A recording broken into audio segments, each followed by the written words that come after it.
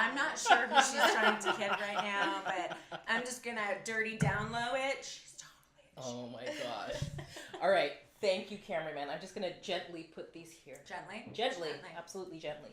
So here's what I want to talk about too. Something that we joke about is the whole new versus experience, right? And whenever we talk about new, we kind of look to you because you're young. We talk about experience, we look to you. But I want to flip it because I don't think that necessarily holds, and I don't think it necessarily holds. I don't think age really matters in this case. to me. No, it might matter to other doesn't. people, but the way that I see it is because I'm younger. I know all of the new trends, even though I don't follow them. And I know all of like the new building code, anything that changes, I know.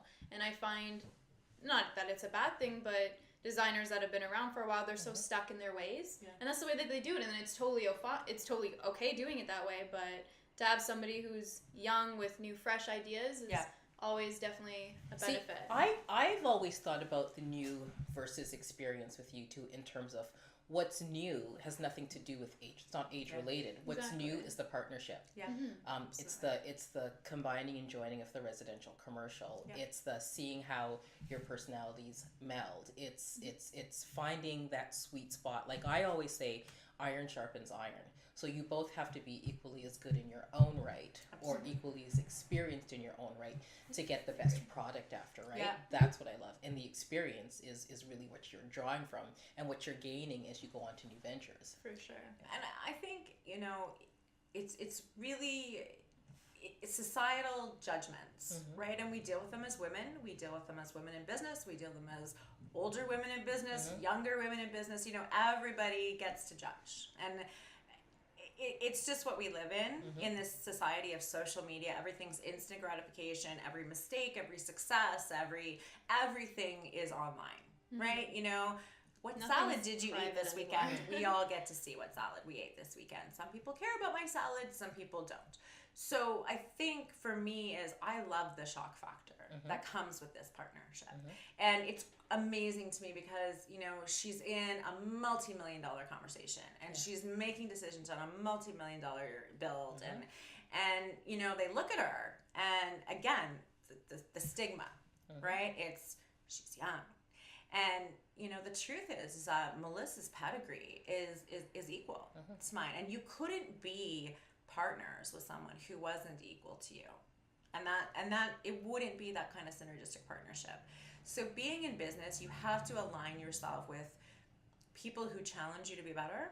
And I think that's where the age or new versus old kind of comes in is absolutely. Melissa challenges me to be fresh. She challenges me to be innovative. She challenges me to think outside the box. And I challenge Melissa in, how to refine, right? How to tolerate, how to problem solve, right? So issues that for Melissa might be a big deal, they're not for me. Yeah. And I get to give her that benefit, right? So I think in business, you have to align with those type of people. Sure. Yeah. One thing that we talked about is business coaching, right? And we talked about, okay, so you may be on the newer end of the spectrum, simply in terms of just opening up your own shop and kind of doing that. And we're currently in process of putting together like a coaching package. Like I know what I want to do from my perspective, but when you think about what your needs are, not just as a woman in business, but as a woman in business in Durham region specifically, who's certainly skilled on the components in terms of knowing how to do what you do. What do you think a coach does? Like, what do you need from that perspective? I think something that I've always really struggled with is the confidence. And I feel like I'm so used to sitting behind a computer and not really dealing with clients. And now that I have my own business, I have to do both. And for me, it's hard to break out of that shell, I guess. 9 times out of 10, you will see me behind a computer and she has to drag me to go see clients. It's not something I'm like fully comfortable with yet, but working with you, like it's something that I need to build on and I'm willing to build on and I'm actually excited to be able to build on, right? So how is it then, like if we just take this process of filming these episodes or table talks, as we call them, right? And kind of just putting out to the world what it's like. How is that for you then? Because stressful. It's stressful because you're 46. You know what? You're vulnerable, right? This is a really vulnerable thing to do, to really to not focus on the drawings or on the tiles or on, you know, but actually focus on. I have to be out in front safe. for once. Yeah, and these are safe, right? These Yeah. are tangible. Absolutely. These, you know, the great thing I love about construction is that it never lies, right? It is what it is. It's genuine, it's raw, it's ugly, you make it beautiful, right? You know, for Melissa specifically, is that this is letting the world know that talent, right? Everybody sees the drawings. They just see them in my hands, right? You know, and everybody sees the end project, and yes, it was a 50-50 split down the middle of a partnership, but at the end of the day, the renderings that you see, right? The floor plans that you see, they're not me, right? They're her. You'd be getting a sketch pad with some like, you know, doodles on it and probably on a napkin, and you know, and that's great to get the job because I can show a client immediately. But there's a process, just like you said, and she is the process.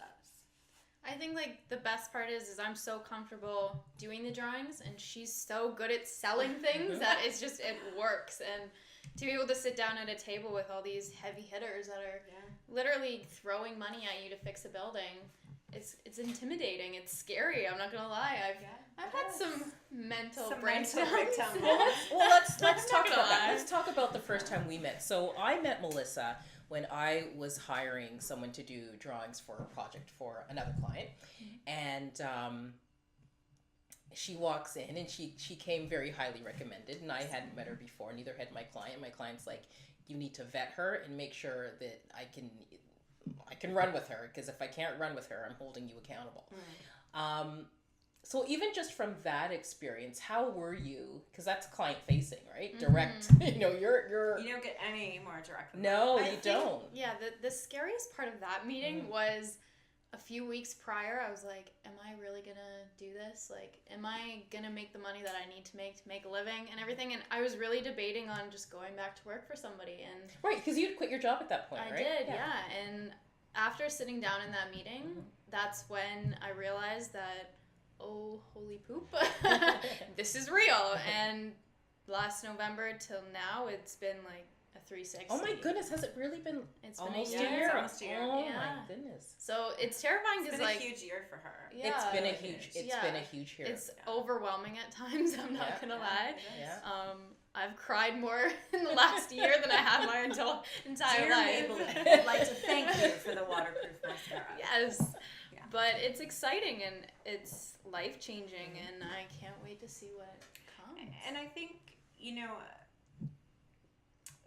so many people today need an inspiration, especially the young women of today, and to be able to look at an industry that is female, male, right? We have a nice mix in design, construction. Construction is very heavily, you know, on the male side, but design has a nice mix. And I think up and coming individuals, you know, whether you want to be a designer, whether you want to be a construction crew manager, whether you want to wear the pink hard hat, or whether or not you want to be behind the computer, I think it's important as women, and we should embrace that, right?